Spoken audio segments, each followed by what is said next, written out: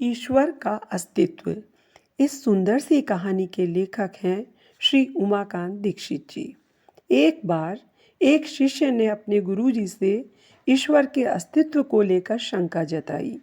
गुरुजी ईश्वर के अस्तित्व को कण कण में विद्यमान मानते थे, जबकि शिष्य इसे नकार रहा था। शिष्य ने ईश्वर के होने का प्रमाण मांगा। इस पर गुरुजी ने शिष्य से कहा कि यदि तुम्हें ईश्वर का अनुभव करना है तो निरंतर ईश्वर की प्रार्थना करो। तुम्हारी भावना और निष्ठा यदि सच्ची हुई तो ईश्वर तुम्हें दर्शन अवश्य देंगे। शिष्य सच्चे हृदय से चाहता था कि यदि संसार में कहीं भी ईश्वर का अस्तित्व है तो वह उनके साक्षात दर्शन अवश्य प्राप्त करेगा। इसलिए उसने एक वीरान रेगिस्तान में सच्ची निष्ठा व भावना के साथ ईश्वर की प्रार्थना प्रारंभ कर दी। प्रभु की प्रार्थना करते कुछ दिन बीते थे कि ईश्वर ने उसकी प्रार्थना से प्रसन्न होकर उसे दर्शन देना उचित समझा। वे एक साधारण मनुष्य के रूप में शिष्य के समक्ष प्रकट हुए और पूछा, हे योगी, आप यहाँ रेगिस्तान की कठिन परिस्थितियों में क्या कर रहे हो? मैं ईश्वर की खोज कर रहा हूँ, शिष्य ने उत्तर दिया।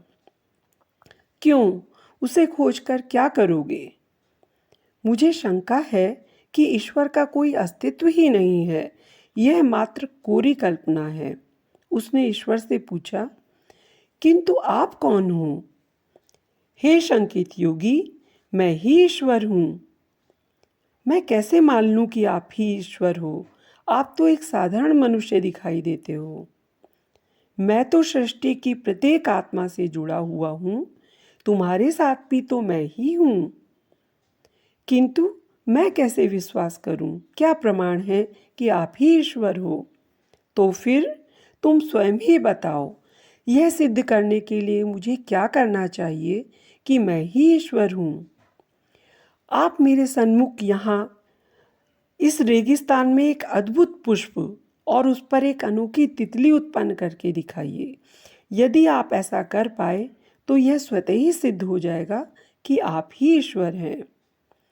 एवमस्तु, ईश्वर ने कहा और अदृश्य हो गए।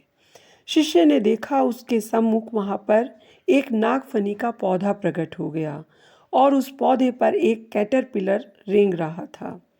शिष्य इसको देखकर अविश्वास से भरकर खिन्नता में डूब गया।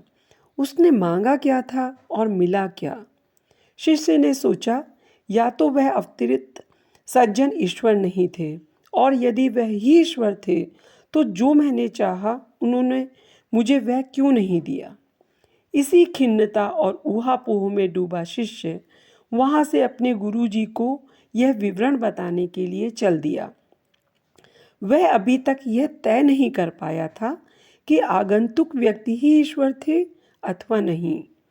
क्या उसको स्वयं ईश्वर ने दर्शन दिए या उसको किसी ने धोखा दिया है? 2 दिन रेगिस्तान में चलने के बाद शिष्य को विचार आया कि उस वीराने में अचानक कोई साधारण व्यक्ति तो ऐसे प्रकट नहीं हो सकता जैसे वह हुए थे, और ना ही अचानक गायब हो सकता। वहां नागफनी का पौधा भी तो अचानक ही नजर आया था। कहीं ऐसा तो नहीं कि वे ही ईश्वर थे और मैं ही उन्हें नहीं पहचान पाया। ऐसा सोचकर शिष्य पश्चातापवश पुनः वापस उसी स्थान पर लौट चला। वहां जाकर देखता है कि उस नागफनी के पौधे पर एक अद्भुत पुष्प मुस्कुरा रहा है और एक अनोखी तितली बैठी हुई पंख फड़फड़ा रही थी। शिष्य इस दृश्य को देखकर भौंचक्का रह गया, फूट फूट कर रोने लगा। उसको अब पश्चाताप हो रहा था कि मैंने ईश्वर के दर्शन पाकर भी उनको क्यों नहीं पहचाना। अपनी तार्किक प्रकृति के कारण मैंने अपने मोक्ष प्राप्ति का अवसर खो दिया। वह पराजित भाव लिए लौटकर अपने गुरुजी के पास पहुंचा। उनको इस घटना का सिलसिलेवार विवरण बताया और जानना चाहा कि उससे भूल कहाँ हुई। उसके गुरुजी ने प्रथम तो उसको दंडवत प्रणाम किया। ऐसा देखकर शिष्य ने गुरुदेव से इस दंडवत प्रणाम का कारण पूछा तो गुरुदेव ने उसे समझाया, हे महात्मन, आप धन्य हैं। आप साधारण मनुष्य नहीं हैं। आप पूर्ण पार ब्रह्म परमेश्वर का साक्षात दर्शन कर पाए, यह आपकी महानता का प्रमाण है। मैं अभागा, अज्ञानी, जीवन भर आराधना और उपासना करने के बाद भी यह संयोग प्राप्त नहीं कर सका। अतः आप मेरी परीक्षा क्यों लेते हो? शिष्य ने गुरुदेव से इस पहेली को सुलझाने के लिए पुनः प्रार्थना की तो गुरुदेव ने बताया, श्रीमान, आप द्वारा ईश्वर से मांगी गई इच्छित वस्तुएं तो आपको उसी समय मिल गई थीं, किंतु आप ईश्वर को तब भी क्यों नहीं पहचान पाए? आप उन वस्तुओं को इसलिए नहीं पहचान पाए क्योंकि आपका मन तार्किक अविश्वास से भरा था।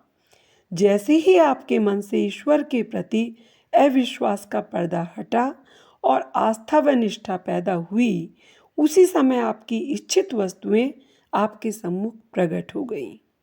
वह पुष्प कली रूप में उस समय भी वहीं उपस्थित था और वह तितली भी कैटरपिलर के रूप में वहीं मौजूद थी।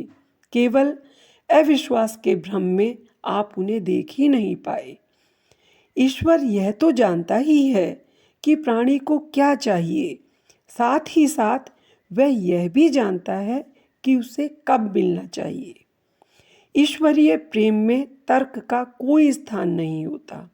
निष्ठा व आस्था होना बहुत आवश्यक है, साथ ही यह निस्वार्थ भी होना चाहिए।